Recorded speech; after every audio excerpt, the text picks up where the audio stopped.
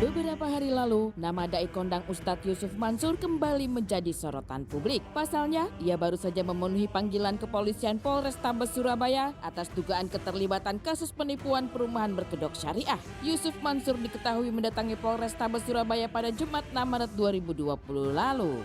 Nyatanya, Yusuf Mansur tidak terlibat dalam tindakan penipuan itu, namun ia tetap harus menjalani prosedur pemeriksaan. Lantas, sebenarnya bagaimana bisa nama Yusuf Mansur sampai terseret dalam kasus tersebut? Alhamdulillah, kan saya selama ini emang nggak pernah jawab-jawab.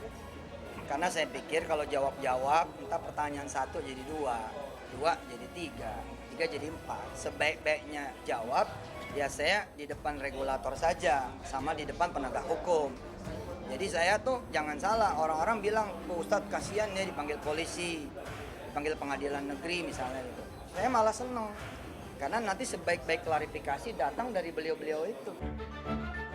Lebih lanjut, ayah dari Wirda Mansur tersebut menegaskan namanya dicatut tanpa izin oleh tersangka yang berinisial MS. Tentu saja, dengan namanya ikut tercoreng, membuat publik sempat bertanya-tanya apakah benar dirinya terlibat dalam penipuan ini. Namun ulama 43 tahun itu memilih tidak ambil pusing dengan pendapat orang lain di luar sana yang ramai membicarakan dirinya.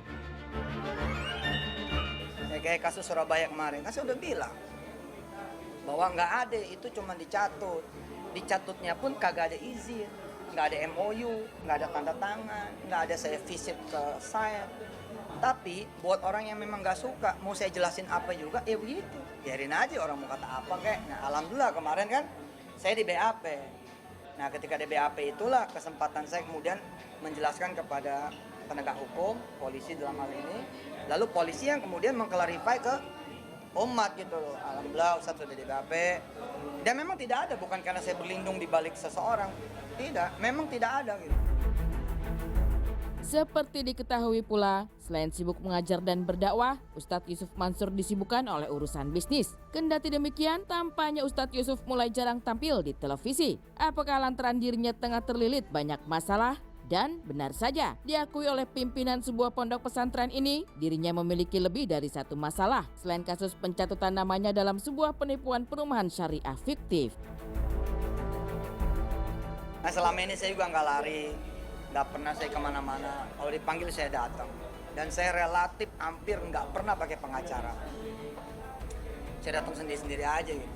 Kecuali nanti yang terakhir-terakhir ini saya pakai pengacara karena urusannya agak beda.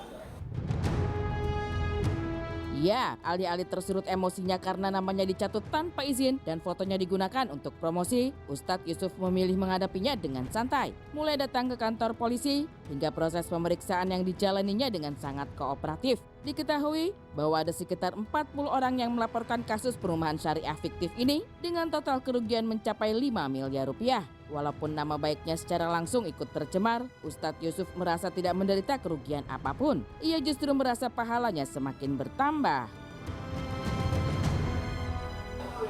Saya nggak ada. Nah persoalan nama baik misalkan, emang nama kita punya siapa? Kan nama kita punya Allah Subhanahu Wa Taala. Ketika nama kita punya Allah, kenapa kita harus merasa ada yang jelekin, ada yang baikin? Gitu. Terus tadi, wah nanti kalau orang berpandangan jelek nanti rezeki Ustadz turun loh.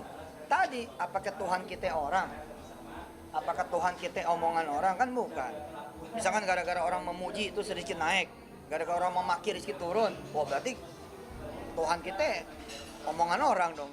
Saya masih jadi adiknya para pemirsa semua, masih jadi anaknya para pemirsa semua, masih jadi sahabatnya para pemirsa. Nggak berubah.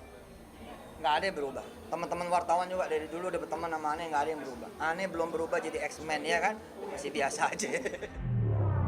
Pelaku berinisial MS yang diamankan kepolisian Surabaya tentu memiliki alasan tersendiri mengapa ia mencatut nama seorang Ustadz Yusuf Mansur. Sebagai seorang penceramah sekaligus publik figur, pria berdarah Betawi itu memaklumi betul posisinya rentan diserang dan dimanfaatkan dari berbagai arah.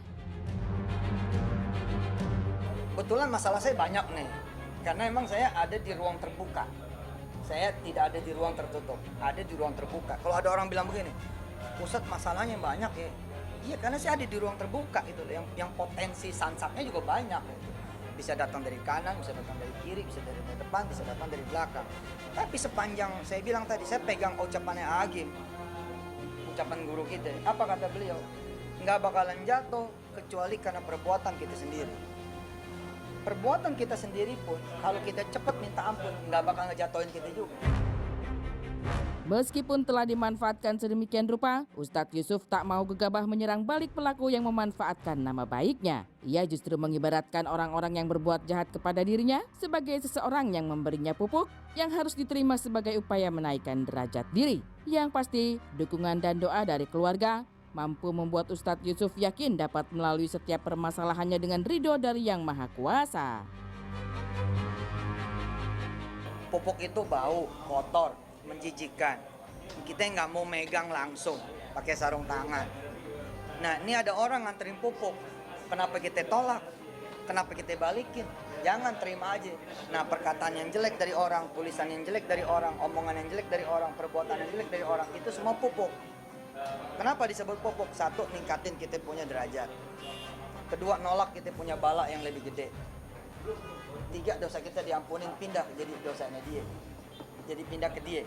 Yang keempat, kita punya amal soleh nambah karena amal solehnya dia ke kita. Saya sering lihat deh, yang kadang-kadang kan yang ngomongin saya, yang nyaci maki, yang salah paham dan ikut menyebarkan berita-berita nggak benar, itu banyak yang tidak sedikit orang soleh-soleha. Dilihat dari performa fisik.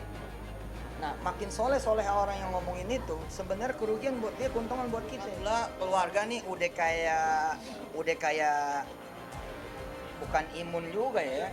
Siapa juga yang nggak kesel, nggak apa. Tapi keluarga tuh karena udah sering kali ya. Jadi ya gitu, alhamdulillah. Gitu.